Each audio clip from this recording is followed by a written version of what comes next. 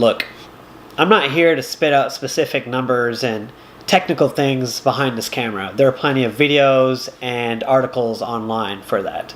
I'm here to tell you why an average Joe like myself, an average guy that likes to film, got a Canon EOS M50.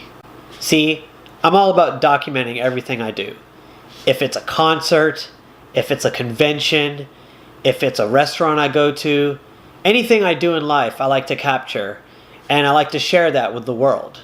It's also just for personal memories to look back on later on in life. See, the best camera you have is the best one you have on you. That has been said time and time again. See, when my documenting started long ago, it started out with this, the iPhone 5C.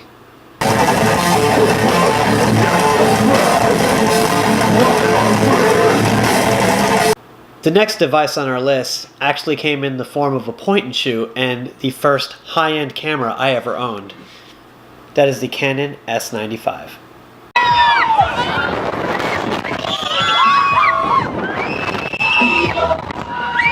The next device on our list is hands down the most used camera I have ever owned.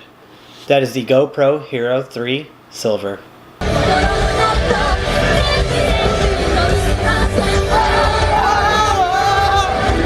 The next device on our list comes in the form of a cell phone yet again. That is my personal phone I've been using for many years, the iPhone 6s Plus.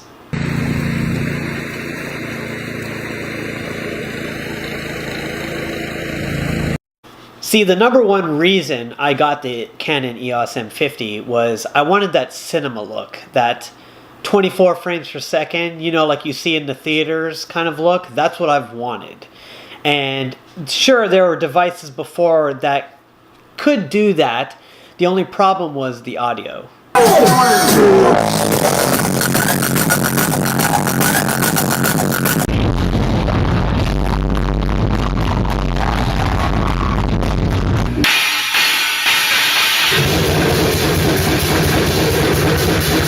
See, when it comes to filmmaking, there's two main components, video and audio. Now, with me purchasing this camera, I believe I have finally gotten the video quality that I want. The other problem was the audio. Now, see, these previous devices, all the built-in mics are so-so. You know, they sound echoey or they can't handle a lot of bass. Now, see, with this camera, there is a mic-in option to where I'm actually using a video mic Go. We're going to do two tests now. We're going to use the built-in mic, and we're going to do the video mic Go so you can hear the difference. Uh-oh, did we hit an iceberg? What did you say to me? Seriously? But Joanne, I was only trying to get some crumbs. Kawanondayo! Dicks, man! Dicks! So kawaii! So because of the different ranges of the tests there, they were probably horrible examples.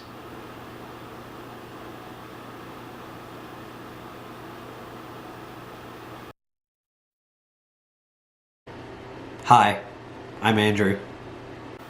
Hi, I'm Andrew.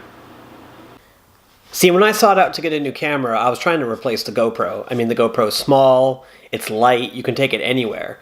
So when looking for a brand new camera to replace that one, there were three main things I had in mind. Number one, it had to be lightweight.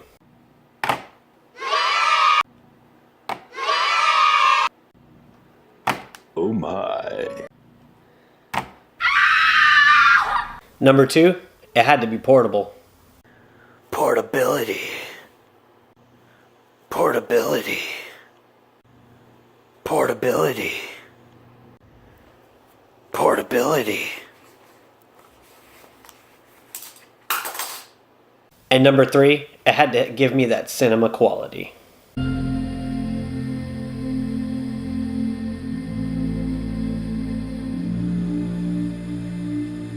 Now on the photography side of things, I think this camera takes some really awesome pictures so far. Now you're limited to the kit lens, which is a 15 to 45 millimeter lens. So don't expect mind-blowing, but good enough to me.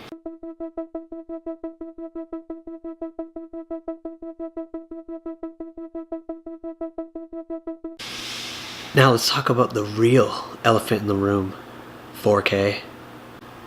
So with this standard kit lens, I'm about 3 feet from the camera right now. I can go a little bit further back, you know, good range. I can get close, you still see me and everything. There's just one drawback with the 4K.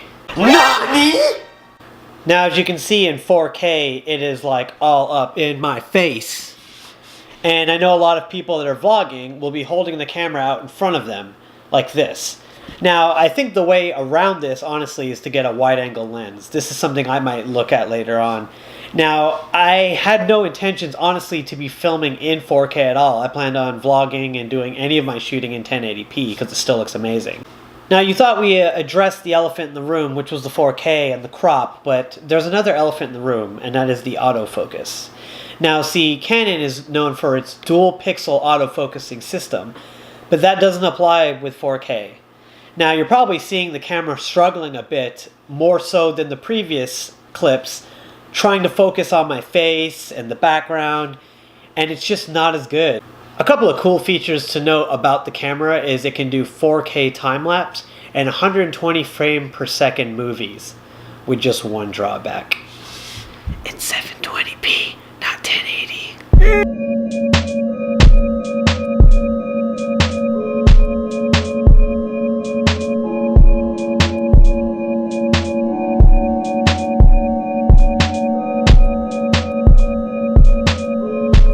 Well, there you have it, guys. There is my bare bones review of the Canon Eos M50.